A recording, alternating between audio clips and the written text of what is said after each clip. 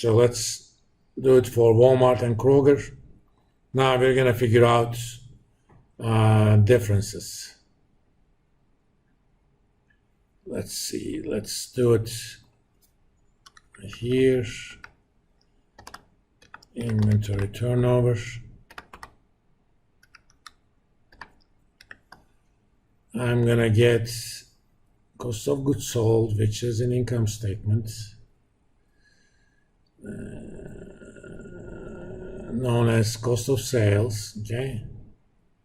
And I'm going to divide it by, yes.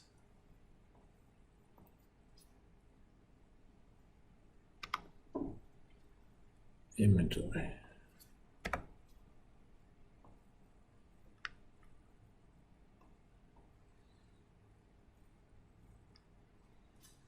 So for Walmart, that number is about 8. I have 2 years worth of data. If I was doing serious analysis, obviously I would have downloaded 10Ks from previous years and created a table. But, average about 7.9. Okay. There's a number called days sales in inventory. This is a little bit more relatable. Not inventory. You take 365 divided by the inventory turnover. Again, assuming you're using annual numbers. If you are using quarterly numbers, you need to use 91 instead of 365. This says, on average, it takes Walmart about 46 days to sell its entire inventory. Not necessarily on any given time, but basically every month and a half, the whole inventory is sold and new stuff comes in, on average. Let's do the same thing for Kroger. Let's see which one is more efficient.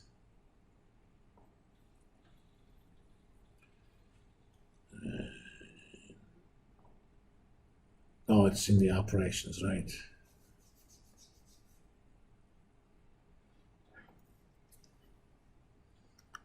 Let's see.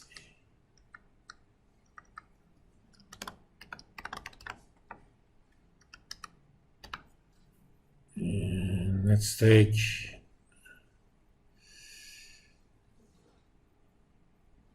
that,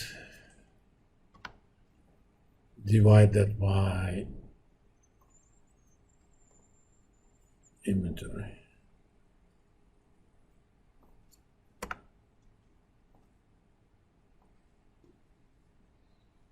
So for Kroger, that number is about 12.5 times a year, or days sales, 365 divided by the inventory turnover. So about 30 days. So which one of these firms are more efficient? Kroger has 30 days worth of days sales in inventory. Walmart has 46. Who's more efficient, Kroger or Walmart, in terms of inventory? Walmart. No. It takes them 46 days to sell their inventory. Remember, Kroger is more efficient. Walmart's stuff spends extra 15 days on the shelves. What does one thing stuff don't do when they're on the shelves? They don't make money, okay? I mean, you're gonna eventually sell them, but you have to fund them for those extra 15 days. That costs money. So this is actually an important measure.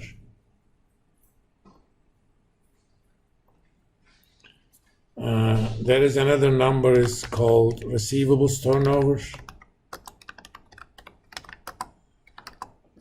You take total revenue, not cost of goods sold, divided by accounts receivable.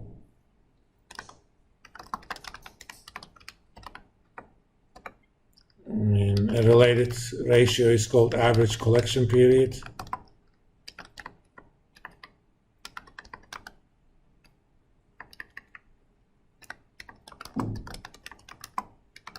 Which is basically 365 divided by receivables turnover.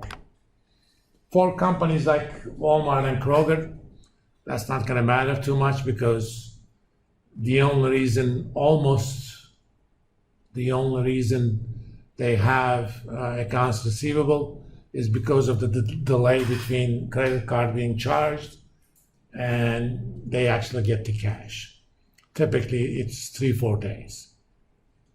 That's not going to matter much. But if it was an industrial company that sold stuff on credit to other companies, that would have meant a lot more.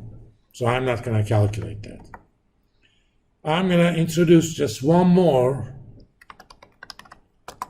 and total asset turnover, total revenue divided by total assets. Basically, how much sales you can generate per dollar of assets.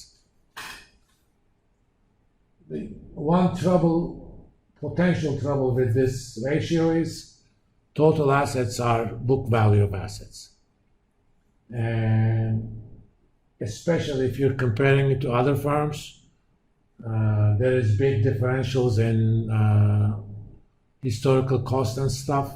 It may not be that good, but when we teach valuation classes, we actually get an estimate of the market value of total assets. Then we calculate something based on market value, then it makes more sense to make comparisons. But things like average collection periods and day sales and inventory, it uses asset values that are pretty close to their market values, if not the same. So it's a lot easier to make comparisons with them. I'm going to stop here today. Next Monday, we're going to finish next of chapter 3. We're going to look at the profitability ratios. We're going to link those profitability ratios to asset efficiency and debt ratios. And we'll do the growth and price multiples and to figure out how to compare firms on price multiples.